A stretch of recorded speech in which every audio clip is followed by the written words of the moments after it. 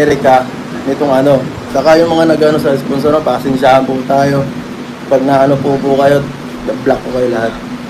Nawag po natin silang i-bash, no? Sapat na po yung paliwanag ni Kalingap Edu tungkol sa bagay na yun, at hopefully ay naunawaan ninyo at sana maniwala kayo, especially ako na nandoon ako mismo, no, in my dreams. At eto nga,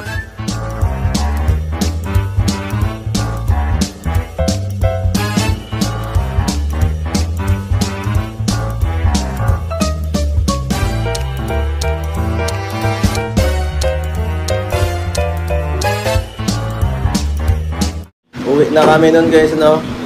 Nung bandang alas, naka-ano na kami, naka-rest, magre-rest na kami ng alas 11 sa ano. Sa ano. Tapos si Jay po, Jay Brad, masama ang pakiramdam nito. At di niya kinaya yung ano, yung panahon dito pa bago-bago. Tapos yung rides, sobrang ano, tindi. Extreme ang rides namin doon, halos pagkang ano. At nagkasakit siya nun, mainit siya. Chinek ko rin siya, mainit talaga. Nalinturan po ako, nilagnat po ako sa gabi. Oo. Siya ang ano, sidekick ko siya kahapon eh. Siya ang cameraman ko, saka si Doc ang ano ko, driver naman. Alalay ko sila. Tapos yun po, papunta na kami sa ano, sa hotel. Siyempre, ano tayo, kami dito, ano, nagtitipid kami, kaya yun. Yung ano talaga, ako sagot ko lahat kasi ito ang ano pa, lakad ko to ay. Kung papunta na kami dun sa ano, sa hotel, ano, yun, sagot na nung sponsor po yun. Tapos ako pagod doon, kausap ko yung sponsor. Tapos biglang pumapasok si, ano, si Doc, nagla-live. Tapos sinabi yun, di ba? Ang sabi po, nasaan yung ano, nasaan si, ano, si Beyonce. Sa kabilang kwarto po siya. Tapos sinabi kasama to. Kasama to dahil kinaano yung gamit. Ang gagawin ko sana noon, ililipat ko na rin si Jay dito sa ano namin, dun sa sponsor kami tatlo. Ayun po, ganun na nangyari kagabi. Yun po ang hindi nyo alam. Galit na yung lahat. Tapos, maling-mali yung mga ano, yung mga sinabi-sabi sa ano, sa reaction, ang ano nyo po. Which is nakaka-disappoint kasi pinangunahan nyo agad yung ano, yung mga pangyayari. Kahit alam nyo, hindi nyo alam yung idea. Andoon si Erica. Hindi po, wala po dun si Erica, kahit sino pong tanongin nyo. Yung sinasabi nyo pong kasama ng sponsor ko yung si Erica, sabi po ng sponsor ko is, nagkataon lang po, hindi rin po niya alam. Hindi rin po niya alam yun. Sinabi lang niya, galit nga yung sponsor ko dahil sinama dun sa, ano, sa pinuntahan niya, si Erica, nitong ano. Saka yung mga nag-ano sa sponsor, pasensyahan po tayo. Pag naano po kayo, block ko kayo lahat. Lahat ng nakita ko, hindi ko nagustuhan yung mga reaction dyan.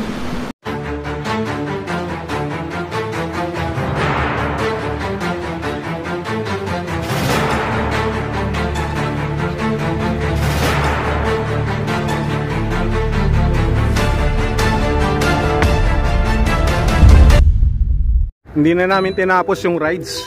Nag-aalala kami kay Jay Brad, masama talaga yung pakiramdam.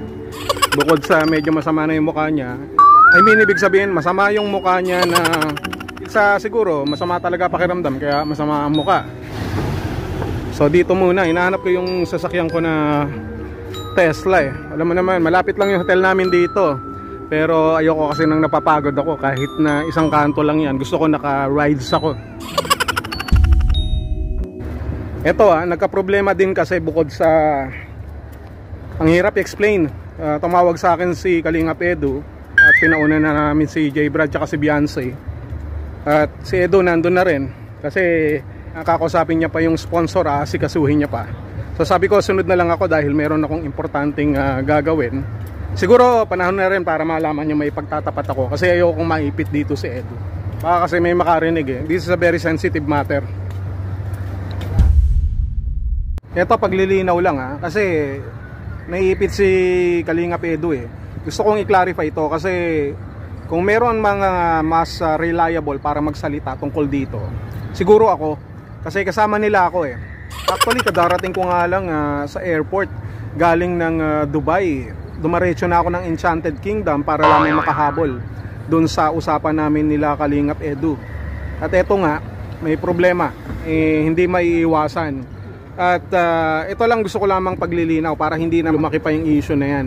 At ngayon lang ako nagsalita kasi nga gusto kong timbangin ang bawat sitwasyon. Ayoko kasi magkamali, no? Sa totoo lang, ayoko magkamali, ayoko na may maipit sa magkabilang panig, no? Lalo na dito kila Beyonce, kay Kalinga Edu, kay J. Brad, kay Dr. Love, kahit sino sa kanila. Kahit sino sa kanila, gusto kong maging maayos. Ayaw natin ng ganitong mga issue-issue. Uunahin ko na lang doon sa patungkol doon sa sinasabi nila na si Beyonce at si J. Brad ay magkasama doon sa room. Eto, naipaliwanag na yan ni Kalingap Edo, ni Insan, na kaya nando doon si J. Brad ay dahil nga nag-aayos ng gamit, tinutulungan si Beyonce para doon sa mga gamit. So, hindi naman big deal yan eh. Although isipin natin minsan bakit nando doon, no? Bagamat hindi kumpleto yung sinabi ng sponsor ni Kalingap Edo na si Ma'am Pablo, no? Hindi si Marilyn Pablo, si Ma'am Pablo. Ewan ko ba bakit laging may issue ang mga Pablo. At yun nga dun sa live ni Dr. Lab, na nung tinanong ni Dr. Lab itong si sponsor, no, si Ma'am Pablo, nando doon daw kasama ni J. Brad doon sa room. Hindi naman na-specify o hindi nabigyan ng detalyadong paliwanag. Kaya marami ang nag-isip, marami ang nabwisit. Alam niyo naman, lalo na sa mga EDC fanatics, hindi nila papayagan na basta ganun na lamang na may ibang kasama si Beyonce, no? Na bakit si J. Brad, no? Dapat si Edu o kung ano man, na alam natin na hindi naman nararapat. Pero dahil nandyan na yan at dahil sa ating mga malikot na imahinasyon, nangyayari, sinadya ba o hindi, pero naipaliwanag na yan ni Kalingap Edu na hindi naman na dapat nating pagdudahan pa. Kaya nga si J. Brad, sabi nga ni Kalingap Edu, nakita nyo naman, pinakita ko yung mga extreme rides kanina lamang at masama talaga ang pakiramdam ni J. Brad, pero nandoon pa rin na tinulungan niya pa rin si Beyonce kahit papano na makapag-ayos-ayos ng mga gamit patungkol dun sa gamit. At patungkol naman dito sa sponsor, malinaw din naman na si Kalingap Edu ay nakipag-usap. At dahil dito sa pagmamagandang loob, dahil mayroong kahit papano ay regalo sa kanya, siya na rin nagbagandang loob para hindi na mahirapan yung sponsor. Siguro malinaw na yung tungkol dun sa issue ni J. Brad at ni Beyonce, na wag po natin silang i-bash, no? Sapat na po yung paliwanag ni Kalingap Edu tungkol sa bagay na yun, at hopefully ay naunawaan ninyo at sana maniwala kayo, especially ako na nandoon ako mismo, no, in my dreams. At eto nga, ang pangalawang issue dito, yung pagdating di umano ng grupo ni Erica. Ito lang ang pinagtataka ko no, na sinasabi nila, na sinabi naman at tinanggi ni Edu na wala siyang alam doon. Kung meron man na pinakahigit na nakakaalam, siguro maaari yung sponsor dahil sinusuportahan niya si Erica, sinusuportahan niya rin yung EDC, at hindi nalalayo at hindi imposible na nagplano nga sila kung sakasakali. Ang ginawa nila ay pinagtagpo na lang sa iisang lugar para na lang isahan na lang kumbaga, no? Pero ang problema dito hindi maaaring hindi mabahiran ng issue o yung tinatawag nating blemish, kasi ang problema dyan is, alam nyo naman na dating ka-lab team ni Kalingap Edu itong si no, si Erica. Sabihin na natin, wala namang masama ano magagawa natin, nandun dyan na, no, sila Erica, nakasama pang araw ng ate niya. At ito ang nakakapagtaka, may nagpatunay doon sa comment, doon sa live ni Kapudi, no? Kapudi na nandoon daw siya sa hotel na yun, sa Holiday Inn. Nakita niya raw na pumasok yung grupo ni Erica, kasama pa yung ate, no? Yung ate niya na ex ko rin, na si Sheila May Surita. At itong si Erica, actually hindi nila alam na pagsabay ko pa nga sila So, ito ang masasabi ko sa inyo. Kung totoo man talaga na nandoon si Erica May at ang kanyang ate, yung grupo ni Erica, sino itong si Mary May Manalo? Bakit bigla na lang siyang nag-comment doon? Parang nakakapagtaka naman, no, na sa dinami-dami ng lugar, doon mo pa talaga nakita sila Kalingap Edu, sila Erica, ang grupo ng Kalingap doon sa hotel ng Holiday Inn. At magkataon na nanonood ka sa Kalingap at ikaw pa mismo ang nagpapatunay ngayon na nakita mo nga sila. Pinapatunayan mo na nakita mo nga ang grupo nila Erica. Well, ang tanong dito, mapagkakatiwalaan ba natin talaga itong nag-comment na ito, na talagang nakita niya o hindi? Sino ba ito? Sapagkat wala namang mukha komento lamang. Ang nakakapagtaka, no, of all in this world, there's so much space na makikita kayo. Doon pa talaga nakita mo ang mga Kalingap, sila Kalingap Edu, sila Beyonce at sila Erica, talagang Aba, issue yan. No? Sino tong si Mary May Manalo? Mukhang panalo ka na ngayon, Mukhang panalo yung istorya mo. Kahit hindi ka nila kilala, pinaniwalaan ka ng ibang reactors. Ako naman, hindi ako naniniwala, pero nagdududa ako kasi wala ka naman mukha. Tapos bigla ka nagkomento doon sa live ni Kapudi. Nagkataon na nandoon ka sa isang room, sa isang hotel. Nakita mo pa kung anong oras, after 30 minutes, pumasok doon sa kwarto ng sponsor. No? Tanungin mo pa si Kalingap Edu. Tanungin nyo pa. Sabi mo, baka naman hindi ikaw si Mary May at ikaw ay si Sheila May. Pwedeng si Erica May. Tapos ikaw si Mary May. Parang may pattern na. Nakakaduda naman. Pero kung sakasakali, sabihin na natin, granted na totoo yung mga sinasabi mo. Well, aminin ko na. Hindi si Kalingap Edu ang pinuntahan doon kung sakasakali ni Erica May. At siguradong hindi gagawin ni Kalingap Edu yan. Kung nagkataon man, there's nothing personal. Kung ito man ay nangyari, ito ay dahil din naman sa sponsor siguro. No? Whether we are thinking na sinadya ito, pinlano ito para masira yung kanilang samahan ng EDSI, pero naniniwala tayo na hindi nila kayang sirain ng EDSI kahit anong mangyari. Mapa-sponsor man yan, sapagkat hindi nagtatapos sa pagiging sponsor ang pakikialam sa buhay ng ating pong mga bida sa kwento na ito. Especially kila Kalingap Edu, kay Beyonce, ang EDSI. Sapagkat ang tunay na nagmamahal, sumusuporta, ay umiiwas sa issue. At eto nga, inaamin ko na, ako ang pinuntahan talaga ni Sheila May at ni Erica. Ako talaga, nag-aaway pa nga yung dalawang magkapatid sapagkat wala na silang room. Gusto nilang sumama dun sa room ko at sabi ko naman, I don't trust them, no? Kaya sabi ko, umuwi na kayo, mabuti pa, no? Mabuti pa umuwi na kayo, hindi para sa akin, kung hindi para na lang kay Kalingap Edu, no? Ayaw namin ng mga ganitong klaseng issue. So better kung meron pang kung kayo in-invite man ni sponsor, siguro tapusin na natin to. Aminin nyo na ako ang pinuntahan nyo, hindi si Kalingap Edu, kasi nadadamay yung tao.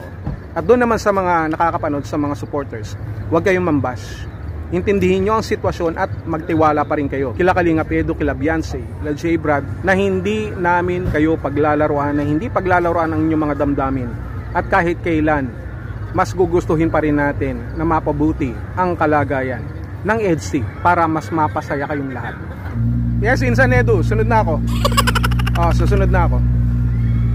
Okay, yun lang ang tanong ko, sino si Mary May Manalo? Sino kaya siya? Yan ang ating dapat na alamin pa.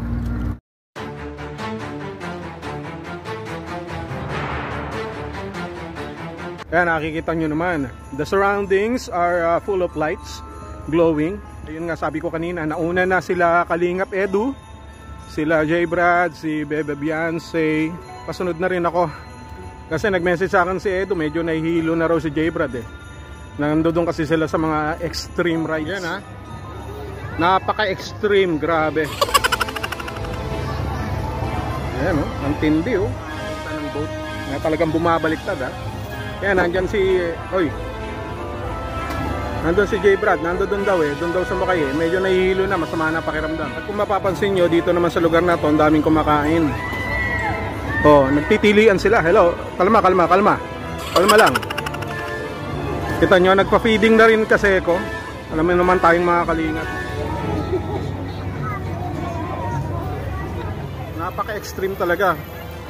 Nandito sila Edu yata kanina, tsaka si Beyonce, Edu and Beyonce, si J. Brad nandito. Si Dr. Lab nandyan sa baba. Hindi na makakakit yan dyan kasi si Dr. Lab, alam nyo naman, matanda na.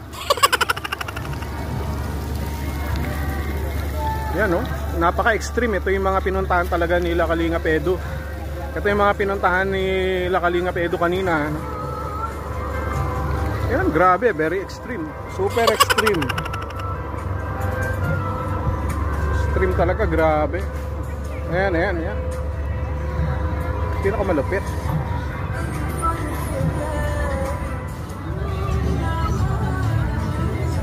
Grabe.